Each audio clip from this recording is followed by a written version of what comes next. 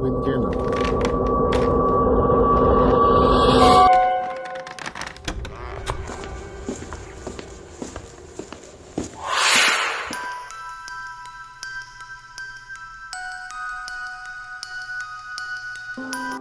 I could never sleep well in hotels. I guess that's somewhat of an understatement. I could never sleep well in general, but hotels were the worst. Just the thought that the previous occupant of this bed is a complete stranger was repulsive in my mind. But that's beside the point. What I'm getting at is how this lack of sleep in hotels changed my life. Christmas. We were spending Christmas in a shitty hotel, and not with family. Great. Don't get me wrong, it's not like I didn't enjoy the all-you-can-eat buffet of soggy hash browns and grit for Christmas Eve dinner. Of course, the first snow of the season had to cancel our flight down to Virginia. It was Christmas Eve, and I was trying to sleep in this bleach-saturated room. My mind wondering what happened here to cause such an excessive amount of bleach needed.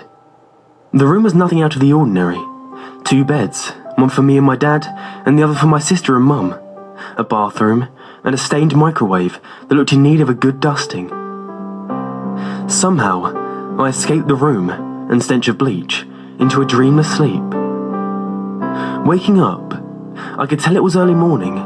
My dad was next to me snoring, and he usually wakes up before 4 a.m. That's when it hit me. It's Christmas, and I was about to let this bad fortune ruin my favourite holiday. Looking across the bed at the clock to check the time is when I noticed it. The silhouette of a man, about 6 inches across the room, staring at my mum sleeping. Still half asleep and caught up in the moment, I couldn't help thinking of Santa Claus.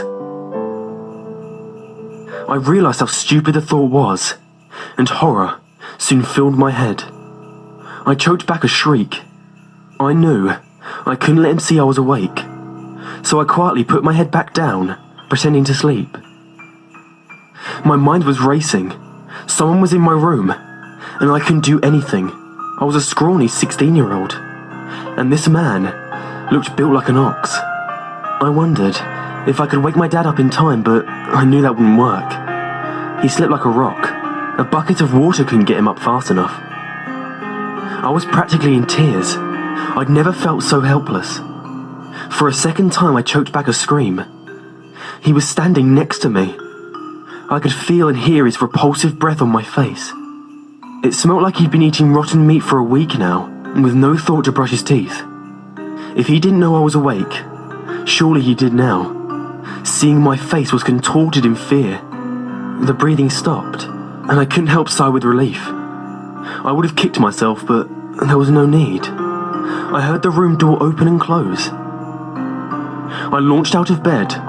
Nothing in the room was in disarray, and my family was still asleep. That couldn't have been a dream. I couldn't have imagined it. Feeling awake as ever, a horrible idea popped into my head, and before I could push it away, I was pulling the door open.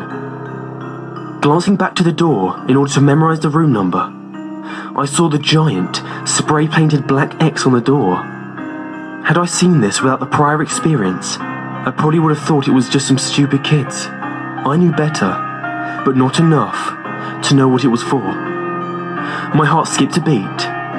There he was, turning the corner at the end of the hall. Why am I doing this? I tailed him down to the parking lot. He was nowhere in sight. One moment, he's walking out of the lobby, and the next he's gone. Realising how cold it was outside in paper-thin pyjamas, I returned to the lobby. No one was around. Strange. I could swear there's usually a night concierge. Adrenaline wearing off, I realised how stupid and rash my actions had been. He could have killed me. I cursed myself back up the stairs. I knew something was wrong when I got to my floor. The door to my room was wide open. I hadn't left it that way, right?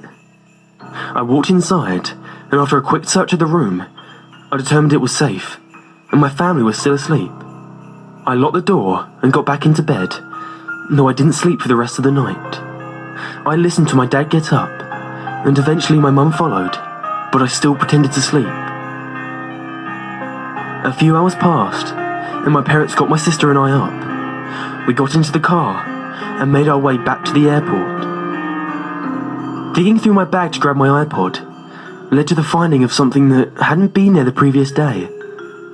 A note that simply held 5 words I still think about to this day. I knew you were awake. It's now been 2 months since the hotel experience. I'm still scared for my life, and it gets worse every day. That note I found wasn't the only one. I still receive them.